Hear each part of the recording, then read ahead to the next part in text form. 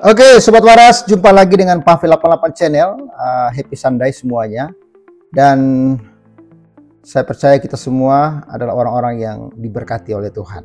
Ya, Yesus Kristus dialah Tuhan dan Juru Selamat. Percayalah kepadanya supaya engkau tidak binasa karena segala dosa-dosamu. Ya, kali ini kita akan dengarkan sebuah diskusi sekalian kesaksian dari seseorang yang mengaku mantan Muslim. Dan akhirnya dia meninggalkan Islam itu karena dia melihat kekacauan dalam kehidupan orang-orang Islam, di mana adanya persekusi ya di Padang kemarin, ya di beberapa tempat gereja dirusak, gereja ditutup oleh orang-orang yang kebetulan beragama Islam, ya. Dan kita lihat juga pemerintah sepertinya tidak terlalu serius menanggapi ini.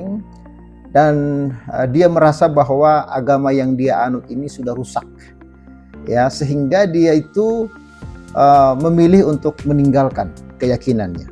Ya, bagaimana video lengkapnya?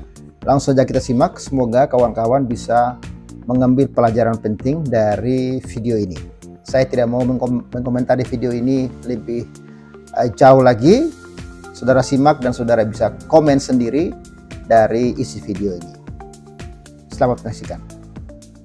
Ya, karena Umur berapa Kitun? saya umur 20-an ya. Kelahiran tahun berapa? Kelahiran di atas ya pokoknya tahun 2000-an.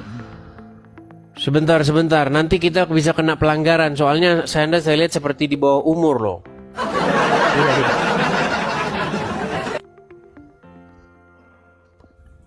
Benar, Anda tidak di bawah umur? Tidak. Oke, saya mau tanya dulu. Kitun, Anda ini seorang Muslim? Iya, kebetulan dulu saya agama Muslim, namun saat ini melihat kerusakan agama Muslim, Abang. Seperti itu. Melihat kerusakan agama Islam. Oke, baik. Sebentar, ini kayaknya besar sekali ini mikrofon ini. Apa itu? Yang diikat-ikat itu apa itu? Kok seperti besar sekali itu apa? Iya, ini mic juga, dan ya memang mic gitu lah. Oke, baik. Jadi sekarang ini Anda ini masih Islam atau bagaimana? Sudah keluar ya, karena banyak sekali kerusakan di agama Islam. Dan saya sepakat dengan Abang Edis TV bagaimana di Padang ya, emang sudah tidak seperti manusia gitu. Aneh. Oke, baik. Coba saya tes dulu nih, Anda jangan-jangan ngaku Muslim. Coba, kalau Anda orang yang sudah meninggalkan agama Islam, coba saya pengen mendengar bacaan Quran Anda lah, atau doa sholat ketika Anda masih percaya agama Islam. Coba. Oke, terima kasih. Mungkin Al-Fatihah bisa saya? Boleh ya?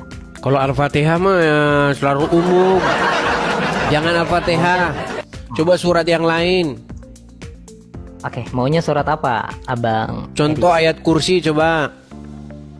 Oke, ayat kursi ya. Silakan. Boleh saya ambil Al-Quran dulu, boleh? Nggak hafal ayat kursi.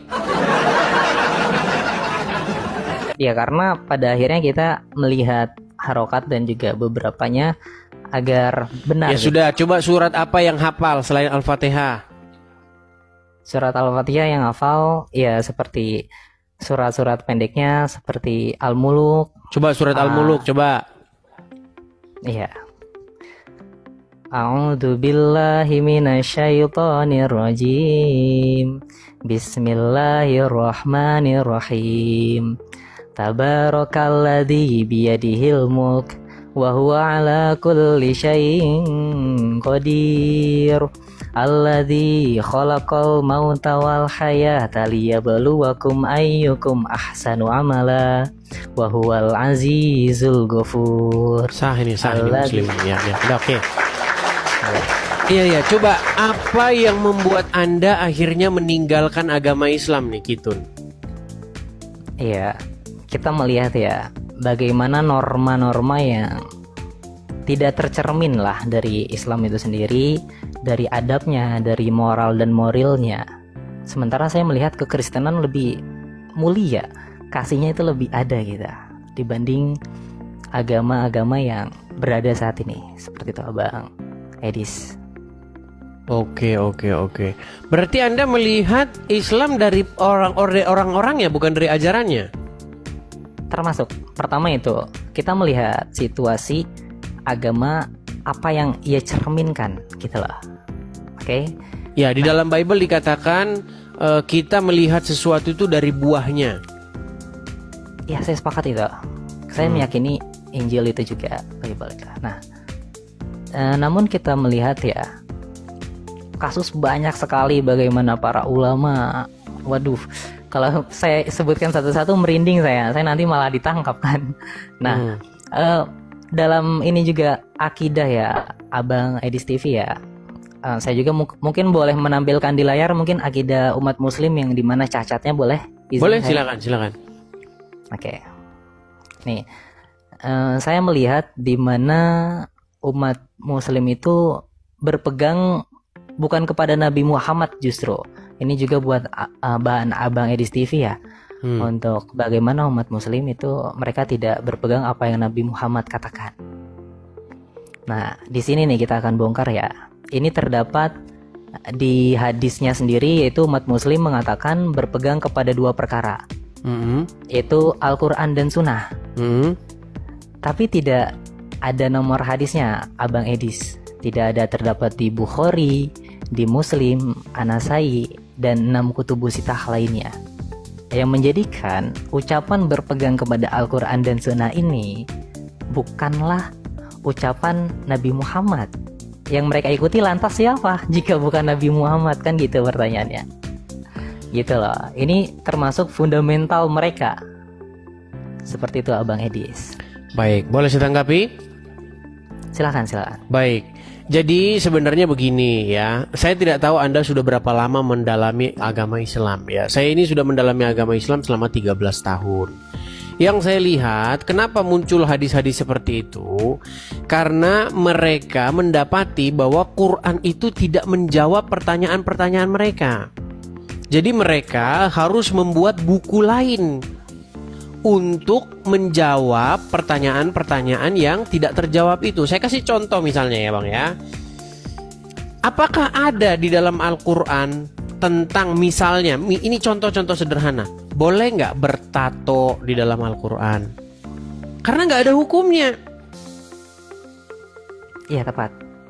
Boleh nggak misalnya di dalam di dalam Al-Quran bersunat atau tidak bersunat?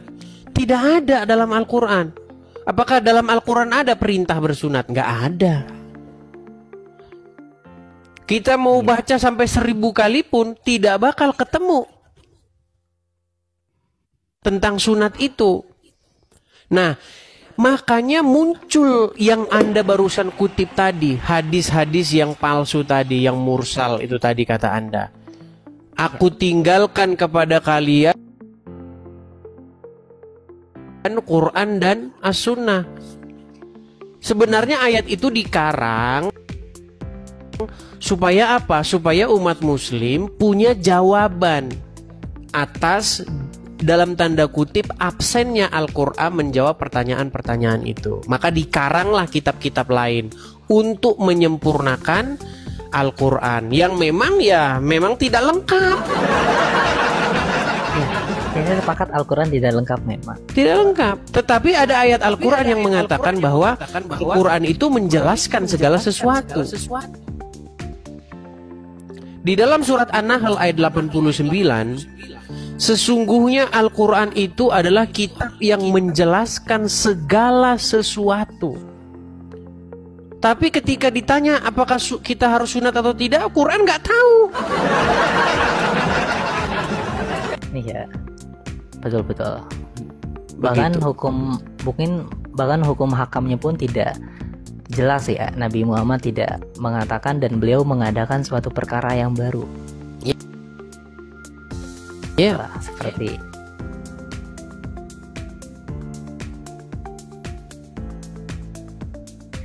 ilmu yang mungkin Abang Edis lebih mengetahui ya, soal ilmu mantik, sorof, balago kan Nabi Muhammad tidak pernah mengajarkan. Nggak ada. Itu semua karang-karangan para ulama begitu.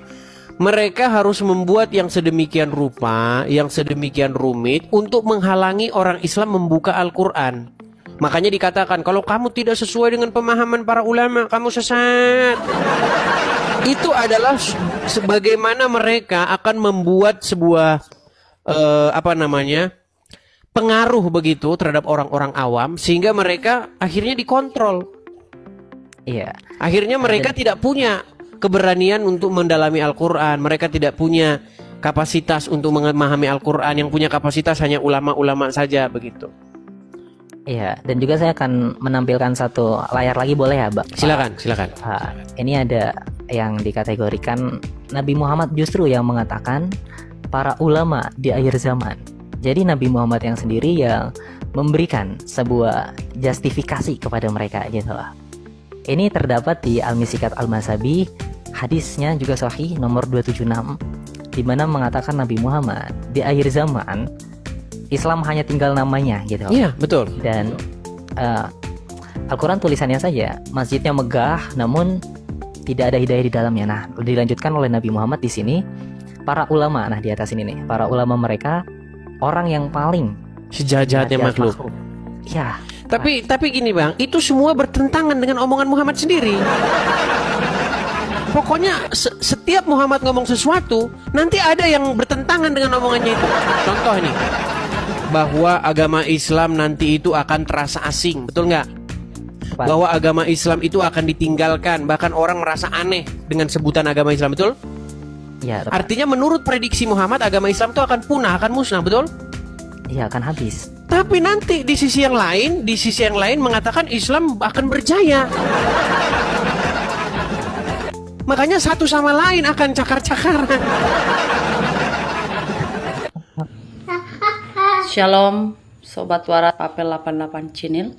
Saya sebagai hamba Tuhan yang pelayanan di pedesaan mengucapkan terima kasih untuk kedua kalinya atas dukungannya bagi pelayanan kami.